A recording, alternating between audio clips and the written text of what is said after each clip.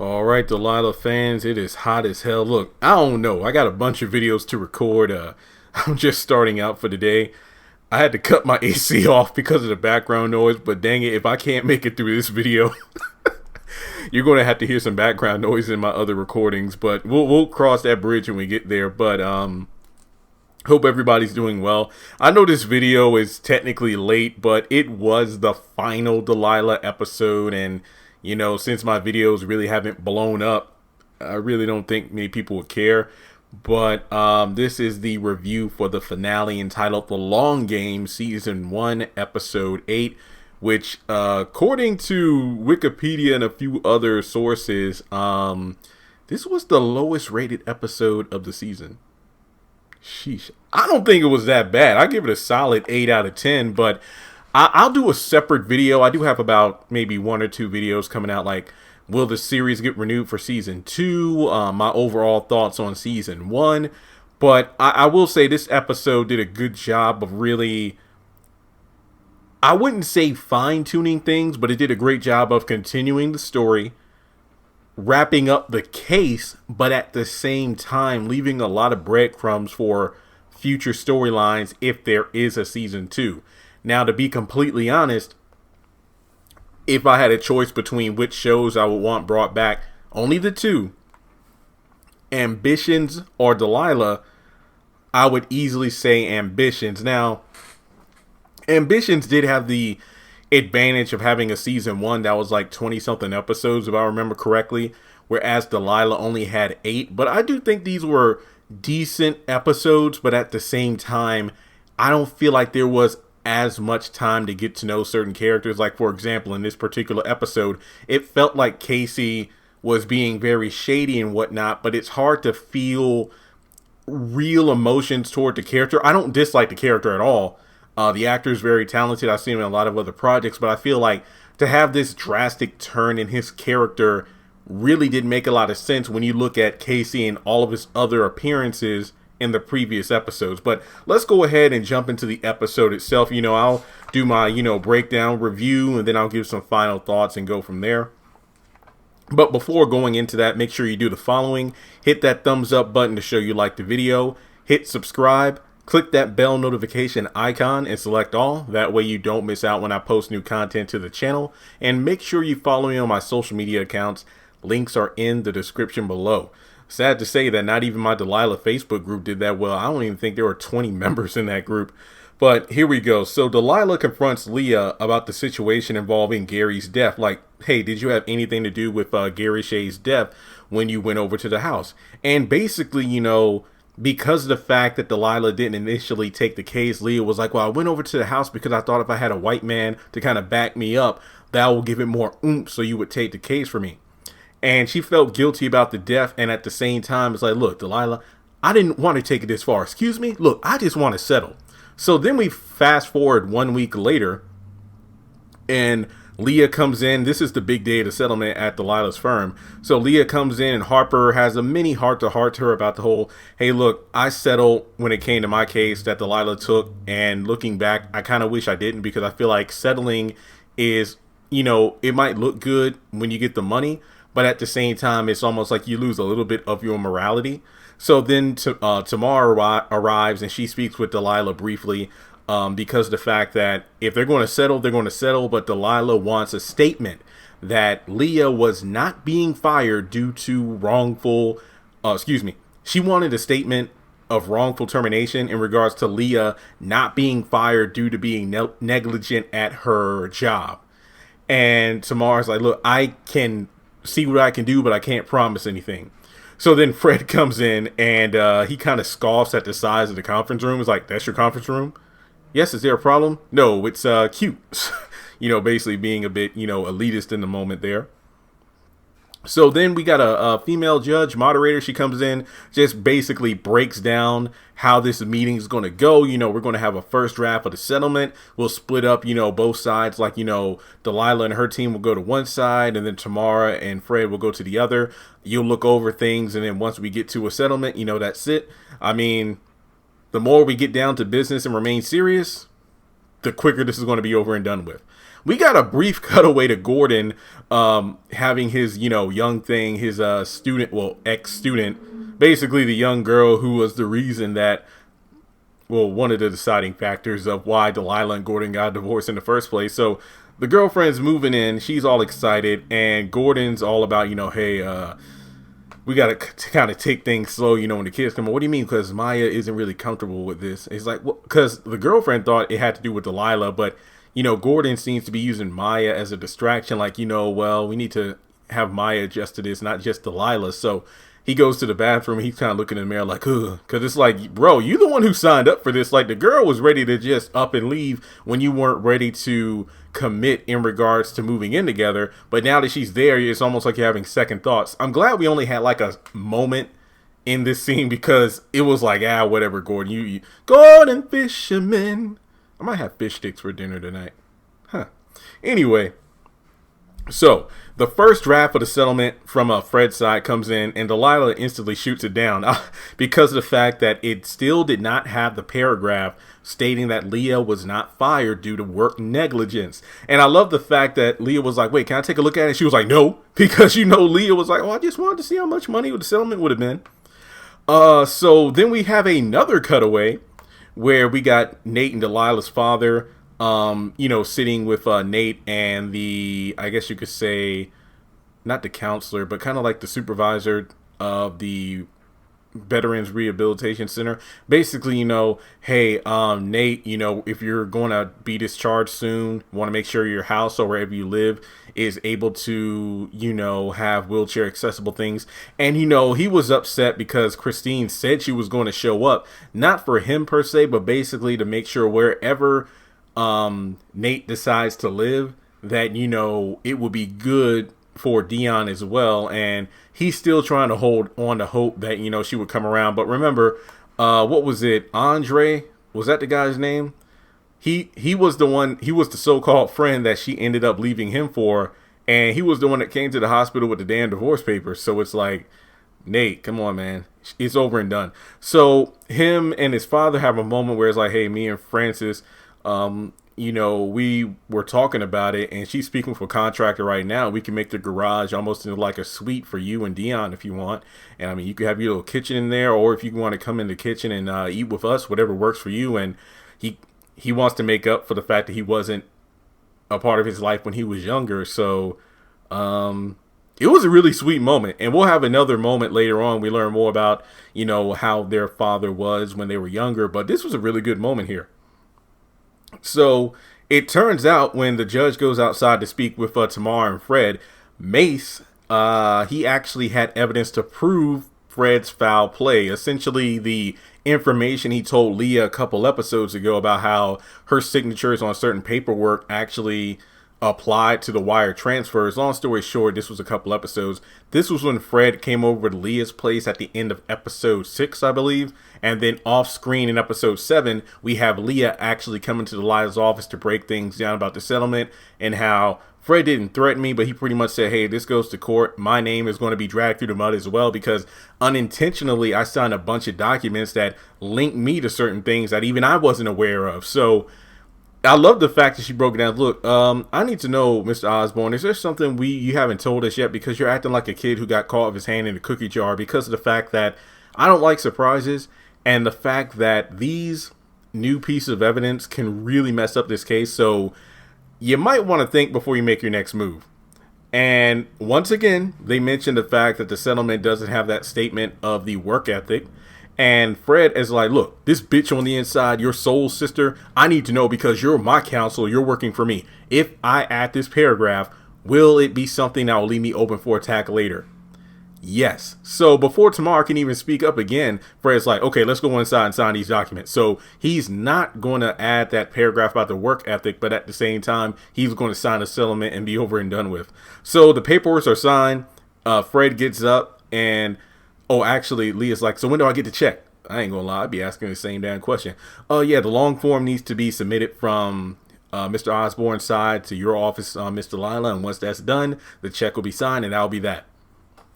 So when everything is, over and done with, I think the judge is like, look, I know this was a hard thing to do, and after most settlements, some people are angry, some people are, mad, act out, rash, suicidal, or people just, clean the dirt off their shoes and move forward with their lives. But at least it's over.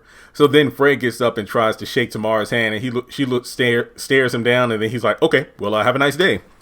And it's nothing more than Delilah and Tamara in the room. She's mad at the fact that she allowed this to happen because Delilah wanted that statement and the paperwork. But then Tamara, basically defended herself. Look, Delilah, he knew what was going on by adding that paragraph in there. And if I didn't properly advise him, then I could have been accused of malpractice. Delilah ain't trying to hear it. Look, I'm not saying Delilah's a bad character. See, it's a nice sunny day outside. So many motorcycles and crap just rolling through the parking lot today. I mean, business before friendship. I'm sorry. Delilah can get mad all she wants to, but as much as she was fighting this case for her own stake in it due to Nate's injuries, Tamara was doing it for the sake of her counsel. So I'm not mad at Tamara for doing what she fought as best she could. You can say what you want to. I think she did. Maybe you disagree, but I think Tamara did everything she could. So then we go to Casey and Tamara having a dinner, and she pretty much confronts Casey about the fact that he still hasn't told her what happened in Raleigh why he basically dipped for 24 hours. And he's like, look, this one time, can I have a pass? A pass? What? I ain't going to walk down that aisle. Basically, it's like, I ain't gonna walk down that aisle if I can't even trust the man I'm supposed to marry. He's like, I'll tell you soon enough, just not right now. And he also mentions the fact of the reparation tax and who was actually the one to sign it. I'll give you two guesses: the men who are the partners and basically the people who have more power at the law firm than Tamara. And what I said before at the beginning of the video, it just felt really out of place for Casey to be acting this way. I get it. They're planting seeds for season 2. It's like, what, does he have another family? Is there another woman? Is he secretly made his first move to running for senator without saying, or running for Senate without telling Tamara about it? It just seemed very shady because what was it in last episode? He wasn't even there. He pretty much left a note the morning of a big wedding planning day. So it just seems like a really big deal for Casey to not be there. And we go from there to Demetria, Harper, and Delilah pretty much going over some new information that apparently Gary Shea was the one to order these missiles. So there's some information that they really need to do some digging on in regard to Fred Osborne's, email train to see if there's any incriminating evidence, despite the fact that the case is already over. So we got Casey and Tamara looking at this art gallery, which is going to be the spot for their engagement party.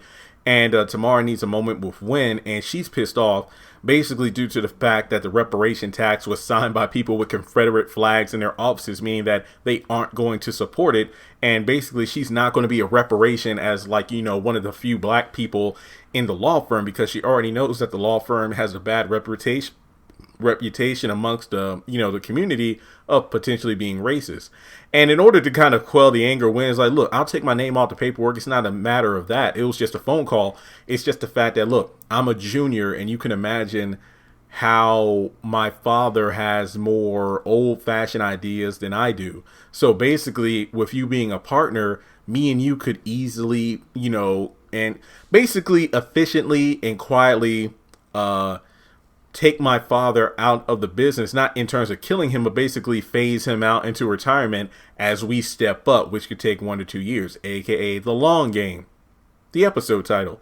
So basically Tamara kind of like, okay, fine, because essentially that's what happens, not just with Tamara in this law firm, but it happens a lot in jobs of any color or gender or whatever, because I know back at the call center job, people who were on the level of academic advice like me, they would talk about how, the higher ups, it's like, man, they don't really get what it's like to be in the trenches. And, if I were in a position like that, I would do what I can to fight for the people, both the other advisors, to make conditions better for us. But then once they reach that threshold through a promotion, when they try to, it's like, I want to change the system, by being in the system. But then again, when I'm in the system, I end up being corrupted and become a part of the system. So Tamara is really holding on to her values. And it's moments like this where it's like, I know some people are split on the finale where they say, yeah, you know, Tamara was trying to have her cake and eat it too. It's like everything she wanted is blowing up in her face. Oh, she has the man of her dreams in Casey, but now he's acting really shady after, you know, they get engaged and whatnot, and they're getting close to the wedding. And then she's a partner in the law firm, but then when it comes to this reparation tax, the people that she works with don't support the tax, and now she has to deal with this whole bull crap. I don't agree. I feel like Tamara, regardless of everything, is holding on to her morals. You can say what you want to, but that's just my opinion. So from there, we have a situation where we have Demetria working on the case with Delilah and Nate. I believe this is the case for, like, you know, the divorce / custody of Dion, because Christine, you know, obviously being negligent. I mean, what, didn't she leave Dion with Delilah for like 6 months? So basically, because Delilah is the sister, you know, there will be a conflict of interest. So it has to be like an outside person working the case for Nate.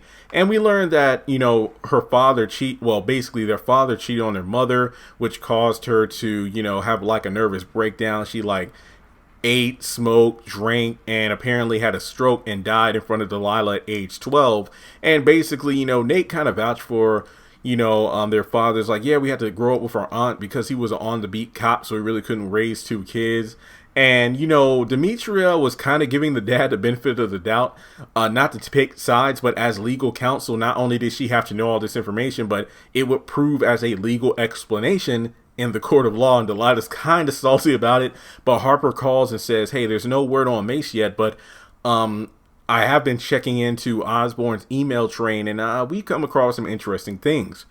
And I don't know why Harper, I don't know if it was like the violet heels she had on, just chilling at her desk or whatever, but I don't know why, but Harper looked hella good in that scene. I don't know why, but she just really did. So we go over to Tamara and Delilah chatting on the phone that night, basically because the engagement party's coming up, and she's like, hey, don't worry about it. Let's not talk about the case anymore, but I will be there. And it's really a great scene because you could tell how exhausted the two of them are when you compare it to episode 1. Like, literally, I can't believe it's been, what the hell did Leah say in a previous episode? What was it, like 6 months or 6 weeks since this entire thing started with the case?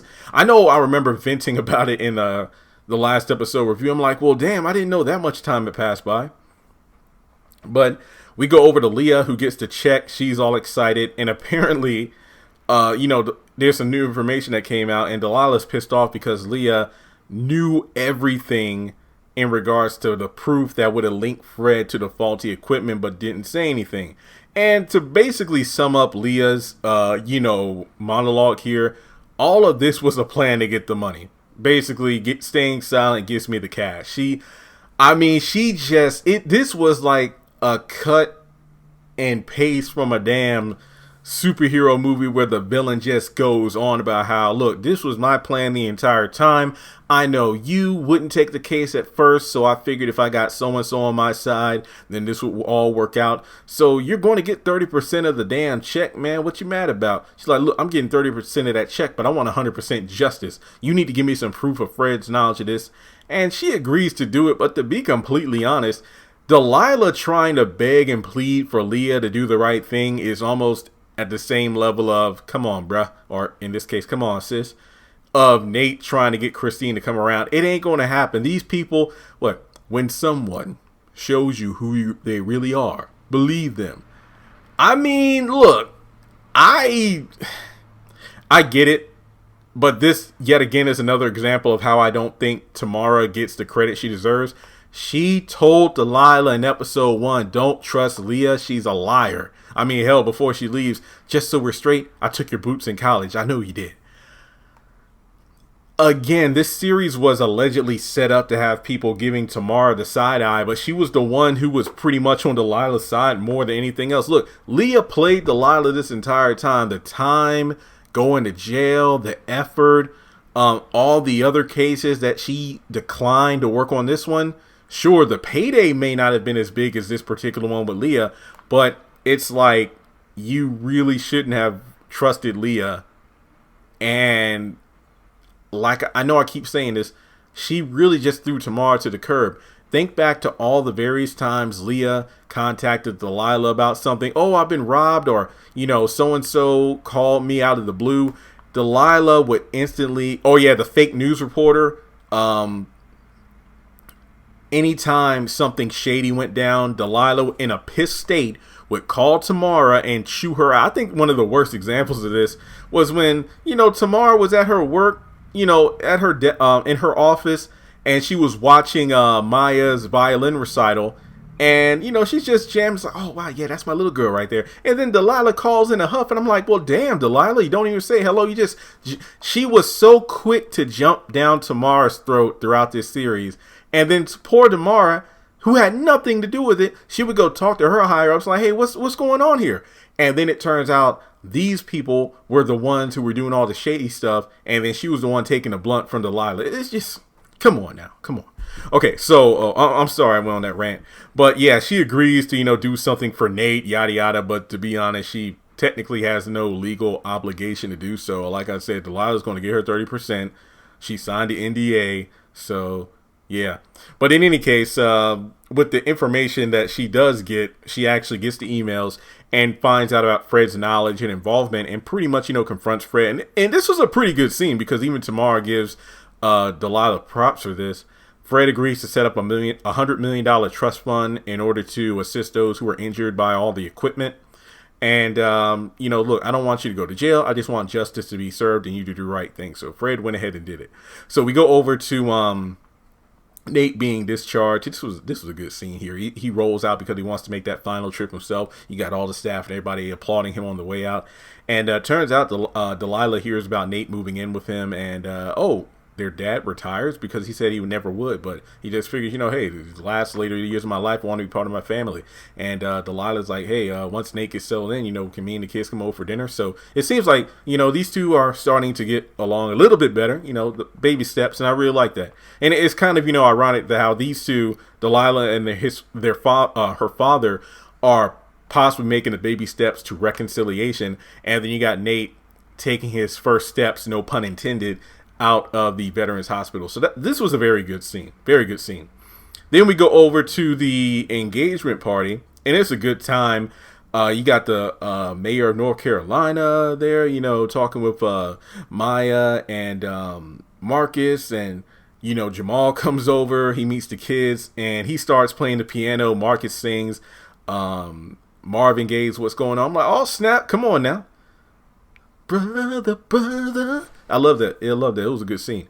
And it was nice because when I think about it, we see Maya's violin talent throughout the series, but now we see little Marcus got a voice on him too. So it turns out, Delilah and Tamara, they talk about the situation. Fred doing that big donation, things, Trouble in Paradise with Casey. And we go over to Harper, who shows up, and Frida Nichols, who was the one who's the owner of the company. Who was it? It was Hannah and Mace who were working together in the previous episode to find out the information about those wire transfers. And it was brought up in that scene that Frida had a company that she wanted Mace to work for. And he said he wouldn't do it. And apparently Frida is missing, and the police have a warrant out for Mace, who was the last person seen with her. And I was thinking the first time I watched it, I'm like, wait, did I hear it correctly? Because I thought Mace was dead, but that isn't the case. Because remember, the judge, during the settlement meeting, she told Tamara and Fred that Mace was the one who found the information about the faulty wire transfers. So I was thinking, ooh, is this Fred's revenge, to go after Mace because he was the one that really put a damper in the settlement? But this definitely seems like the seeds being planted for season 2. And I think that's the irony of the song, What's Going On, being sung in the background, because Delilah's face like, what's going on with Mace? So that was The Long Road. Like I said, a pretty decent finale. Set the scene for things to come in season 2. Not 100% sure if there is going to be a season 2, but time will tell. Overall, good series. I'll do a, like I said, a season 1 overview soon enough. But let me know your thoughts on the finale itself. And as always, if you want to donate to the channel, feel free to do so on PayPal or Cash App. Thanks so much for tuning in, and I'll talk to you soon.